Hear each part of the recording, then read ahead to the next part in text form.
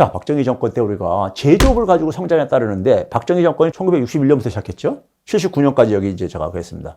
지금 이 동그라미가 뭐냐면요. 제조업의 성장률입니다. 근데 제조업 성장률을 박정희 이전, 그러니까 1953년은 뭐죠? 한국전쟁이 그러니까 끝난 해입니다. 한국전쟁이 끝났을 때부터 해가지고 1961년까지 보게 되면은 성장률을 제가 점을 이렇게 쭉 이은 거예요. 평균 증가 추세를요.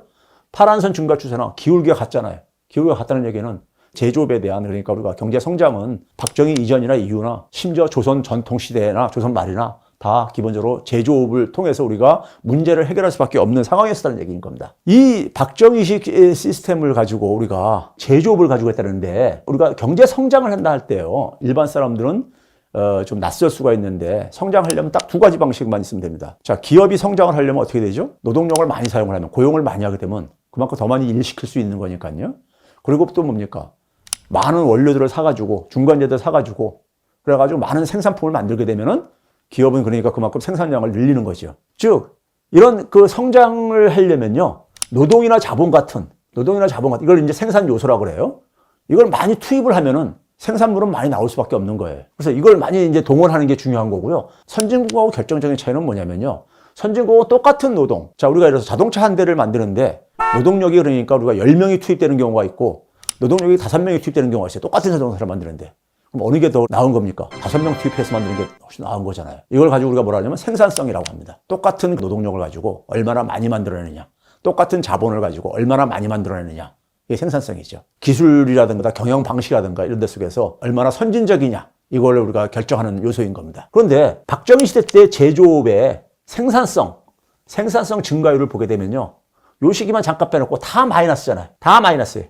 여기까지가 이때는 이제 전두환 정권 때고요. 그러니까요. 다 마이너스잖아요. 주로 뭐냐? 노동이나 자본을 투입해가지고 만들어내는 하나의 성장이었다 이거예요. 이거는 우리가 사실 누구나 할 수 있는 거예요. 노동이요. 값싼 노동력을 동원하게 뒷받침해주면 되는 거고. 자, 자본을 근데 어떻게 동원했냐? 자본이 굉장히 중요해요. 제조업은 기본적으로 기계라든가 이런 게 많이 필요하기 때문에요.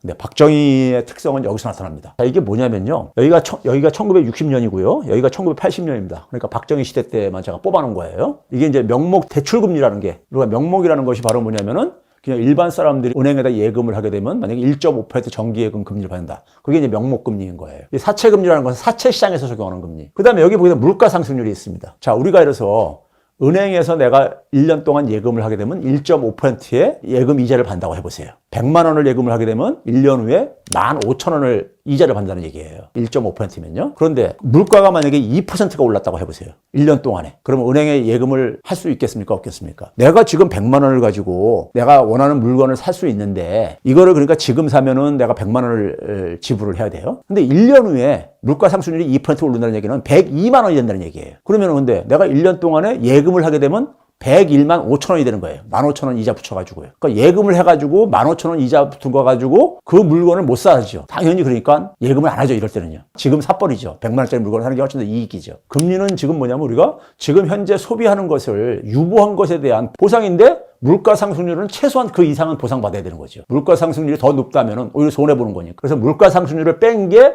실질금리입니다. 자, 기업들이 적용받은 금리가 여기 시기에 보게 되면 대부분 다 마이너스. 은행을 당시에 이용할 수 있는 기업들은요.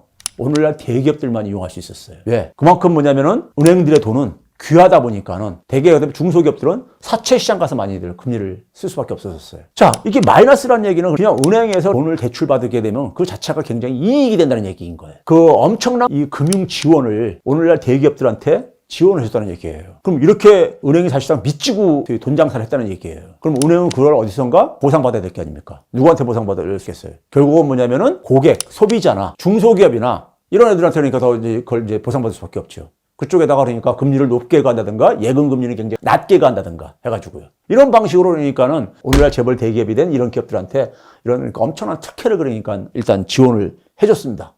그 은행 돈 쓰는 것 자체가 엄청난 특혜였던 거예요. 은행 돈 쓸 수 있는 하나의 그 자체가요.